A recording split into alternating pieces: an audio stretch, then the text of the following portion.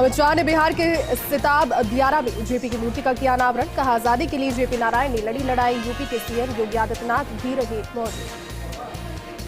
कांग्रेस की भारत जोड़ो यात्रा का 34वां दिन। कांग्रेस नेता राहुल गांधी के नेतृत्व में यात्रा का हो रहा आयोजन। कर्नाटक के चित्रदुर्ग से यात्रा हुई शुरू।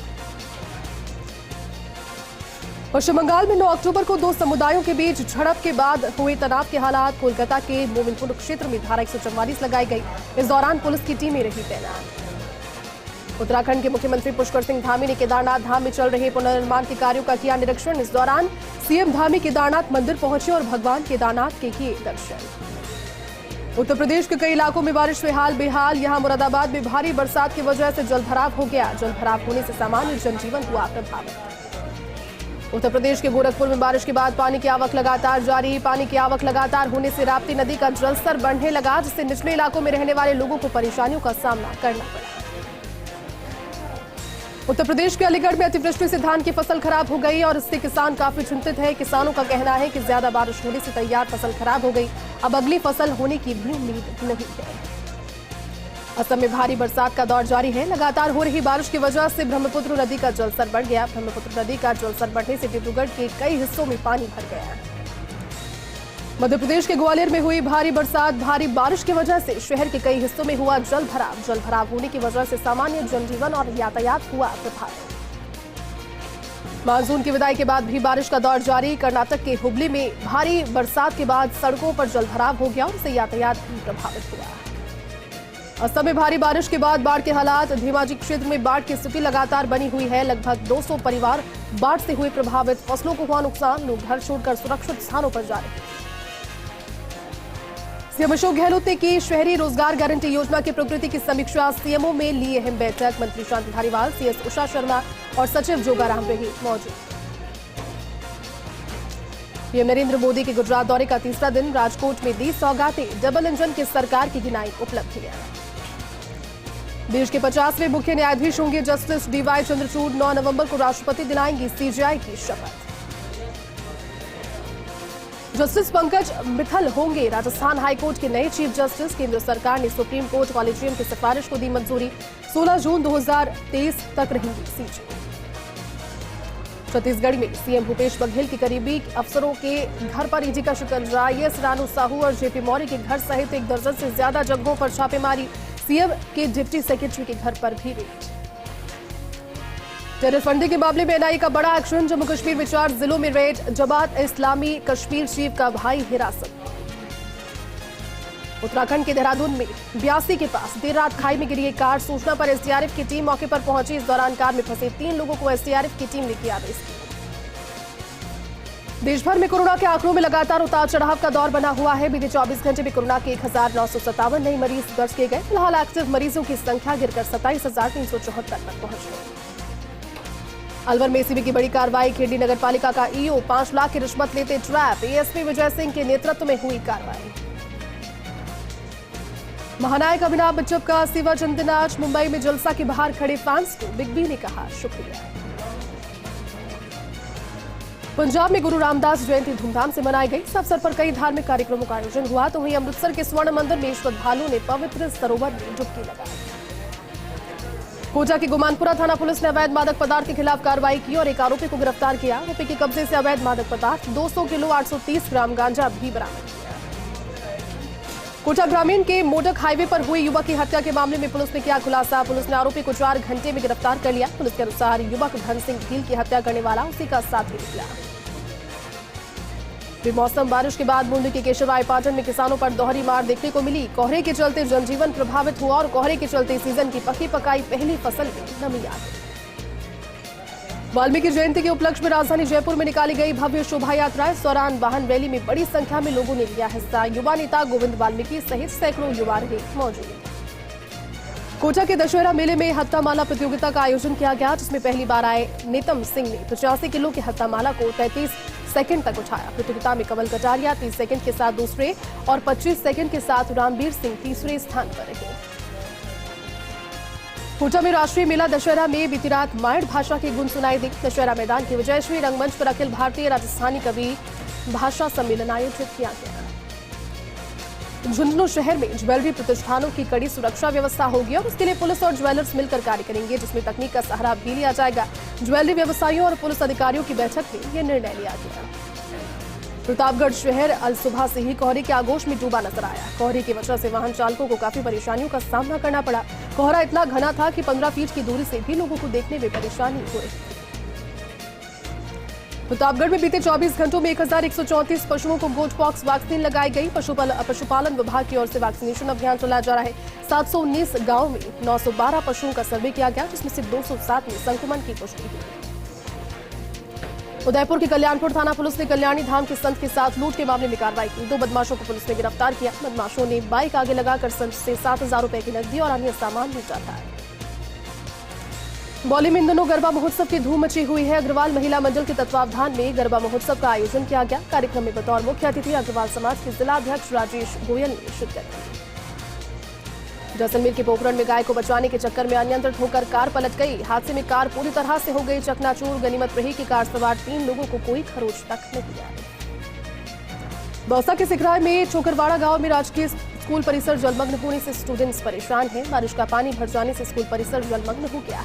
राजकीय उच्च प्राथमिक स्कूल मालियों की ढाणी छोकरवाड़ा गांव का ये मामला है। प्रतापगढ़ में वन विभाग ने वन तस्करों के खिलाफ बड़ी कार्रवाई की। ट्रोले में भरकर ले जाई जा रही 15 टन अवैध लकड़ी जब्त की। इस मामले में वन विभाग ने ट्रोला चालक को भी गिरफ्तार किया।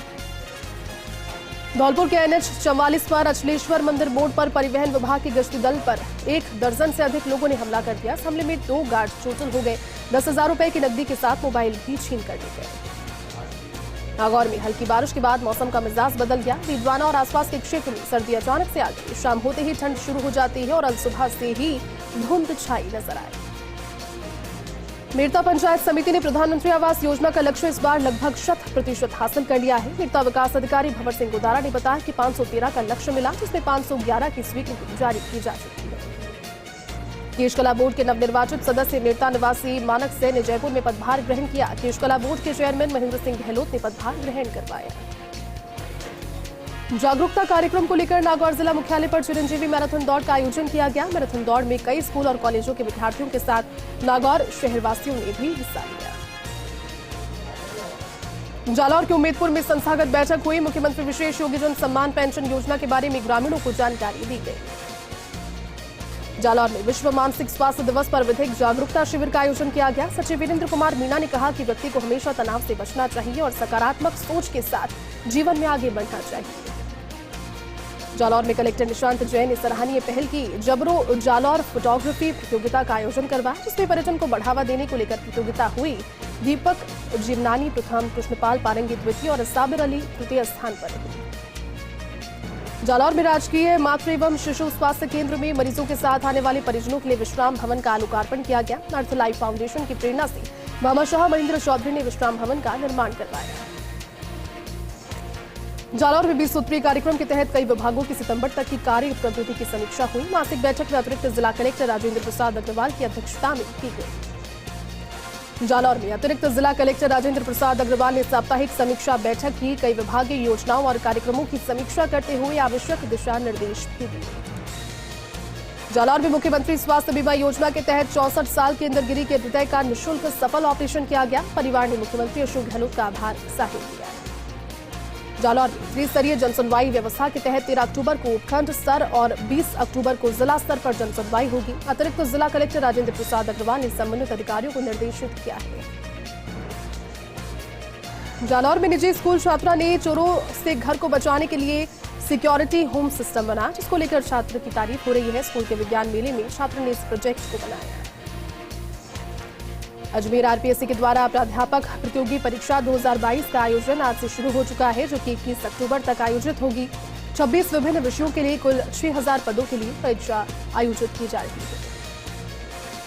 नागौर के जायल में ग्राम रामसर स्थित ऐतिहासिक भगवान लक्ष्मीनाथ मंदिर में शरद पूर्णिमा महोत्सव धूमधाम से मनाया गया। शरद पूर्णिमा महोत्सव के दौरान आसपास के गांव के सैकड़ों श्रद्धालु उपस्थित थे।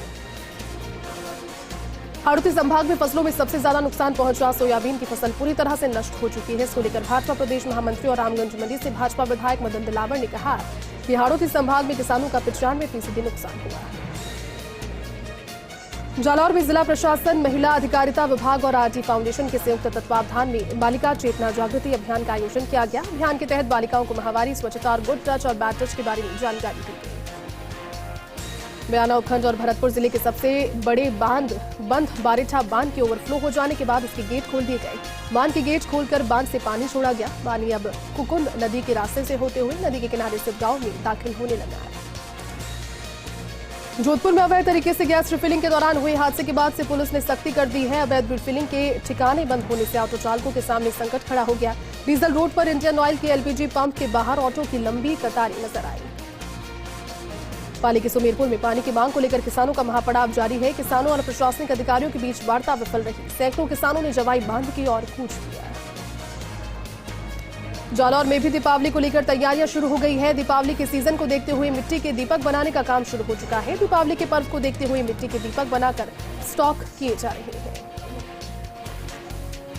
राजधानी जयपुर के दौलतपुरा थाना इलाके के नाबालिग के साथ सामूहिक दुष्कर्म होने का मामला सामने आया। देर रात पीड़िता के परिजनों ने 3 लोगों के खिलाफ सामूहिक दुष्कर्म करने का मामला दर्ज करवाया। पुलिस ने पॉक्सो एक्ट में मामला दर्ज करके जांच शुरू कर दी।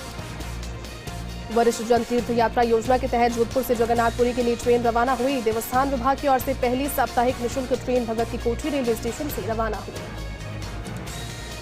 सामाजिक न्याय एवं अधिकारिता मंत्री टीकाराम जूली ने जयपुर में केशकला बोर्ड और भीमराव अंबेडकर हॉस्टल का निरीक्षण किया। सोनान मंत्री टीकाराम जूली ने कहा, केशकला बोर्ड सामाजिक क्षेत्र में बेहतरीन कार्य कर रहा है। सभी योजनाएं ऑनलाइन कर दी गई। उदयपुर के गोगुंदा में पीडब्ल्यूडी ठेकेदार की घोर लापरवाही आई सामने। बस स्टैंड पर हो रहे सड़क निर्माण को लेकर लोगों ने घटिया निर्माण का लगाया आरोप। लोगों ने घटिया निर्माण को देखते हुए अधिकारी से तुरंत करवाया काम बंद। ठेकेदार को बनाई गई सड़क को तोड़ने के दिए निर्देश।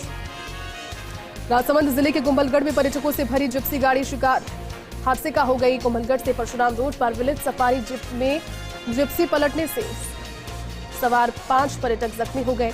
आसपास के लोगों ने सभी घायलों को स्थानीय चिकित्सालय में उपचार के लिए भिजवाया। महात्मा गांधी अंग्रेजी माध्यम विद्यालय से छात्रों का एक दल अनूपगढ़ बॉर्डर के लिए रवाना हुआ। विद्यालय प्रांगण से 2 बसें छात्रों को लेकर अनूपगढ़ के लिए निकली।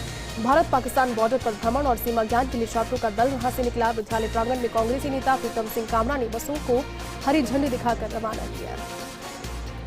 अजमेर के सावर कस्बे से लेकर बनेड़िया तिराहे तक बनी रोड जर्जर हो चुकी है। क्षतिग्रस्त रोड के चलते वाहन चालक सहित अन्य राहगीरों को भारी परेशानियां हो रही है। इसके बाद भी सार्वजनिक निर्माण विभाग कोई ध्यान नहीं दे रहा, जिससे ग्रामीणों में रोष व्याप्त। बांसवाड़ा में आजादी के अमृत महोत्सव के तहत स्वतंत्रता संग्राम में जनजाति नायकों के योगदान विषय पर कार्यक्रम का आयोजन किया गया। राष्ट्रीय अनुसूचित जनजाति आयोग और गोविंद गुरु जनजाति विश्वविद्यालय का आयोजन हुआ। राज्यपाल कलराज मिश्र भी इस दौरान मौजूद रहे। बीती रात भीलवाड़ा के सुरास विद्यालय को चोरों ने फिर बनाया निशाना। चोरी की सूचना से ग्रामीणों में आक्रोश व्याप्त है। विद्यालय पर ताला जड़ किया प्रदर्शन। सूचना पर पहुंची बेगूर थाना पुलिस कर रही मामले की जांच। डूंगरपुर जिले में प्रधानमंत्री गरीब कल्याण योजना में इस बार गेहूं का कम आवंटन हुआ है। डूंगरपुर जिले को योजना में 56,807.24 क्विंटल गेहूं का आवंटन होता है, लेकिन इस बार 44,958 क्विंटल गेहूं का आवंटन हुआ। तो वहीं जिले के 12,000 परिवार योजना के लाभ से वंचित रह सकते हैं। अपनी विभिन्न मांगों को लेकर बीते 3 दिन से 2 घंटे का कार्य बहिष्कार कर रहे रेजिडेंट चिकित्सकों का चौथे दिन भी कार्य बहिष्कार जारी रहा। जोधपुर के एसएन मेडिकल कॉलेज के सभी रेजिडेंट चिकित्सकों ने सुबह 9 से लेकर 11 बजे तक कार्य बहिष्कार कर दिया। सीकर में अंतर्राष्ट्रीय बालिका दिवस पर जिले भर में विभिन्न कार्यक्रमों का आयोजन किया गया। तो वहीं मुख्य कार्यक्रम गोकुलपुरा में राजकीय बालिका विद्यालय में आयोजित किया गया। इस कार्यक्रम में बालिकाओं ने अपने मॉडल और प्रदर्शनी के माध्यम से अंतर्राष्ट्रीय बालिका दिवस पर अनेक संदेश दिए। डूंगरपुर जिला कलेक्टर डॉक्टर इंद्रजीत यादव ने कलेक्ट्रेट सभागार में जनजातीय क्षेत्र विकास विभाग की बैठक की। बैठक में कलेक्टर ने विभागीय योजनाओं और कार्यों की समीक्षा की। इस दौरान अपूर्ण कार्यों पर कलेक्टर डॉक्टर यादव ने नाराजगी जाहिर करते हुए कार्यों को जल्द पूर्ण करवाने के निर्देश दिए। बांसवाड़ा में मौसम में बदलाव की वजह से सर्दी, खांसी और बुखार के साथ डेंगू के मरीज भी बढ़ गए। बदलते मौसम का असर लोगों के स्वास्थ्य पर पड़ने लगा। बच्चे के साथ बड़े भी वायरल फीवर के साथ खांसी, जुकाम, उल्टी जैसी बीमारियों से ग्रसित होने लगे हैं। तो वहीं महात्मा गांधी जिला चिकित्सालय में मरीजों की संख्या बढ़ने लगी है। उदयपुर के गोगुंदा में मोड़ी ग्राम पंचायत में सरकारी स्कूल में कमरे की पट्टी टूट गई। इस दौरान बड़ा हादसा होने से टल गया। सूचना पर सरपंच, उप सरपंच सहित जनप्रतिनिधि मौके पर पहुंचे और घटना की जानकारी दी। प्रधानाचार्य ने सभी कमरों के खस्ताहाल होने की जानकारी दी। कोटा के टावा पंचायत समिति की साधारण सभा की बैठक कृषि मंत्री कार्यालय सभागार में आयोजित की गई। प्रधान रिंकू मीणा की अध्यक्षता में बैठक आयोजित की गई। इस दौरान पीपलदा विधायक रामनारायण मीणा भी मौजूद रहे। जोधपुर के जयनारायण व्यास विश्वविद्यालय के पेंशनरों ने एक बार फिर से कुलपति कार्यालय के बाहर विरोध प्रदर्शन किया और समय पर पेंशन भुगतान करने की मांग की।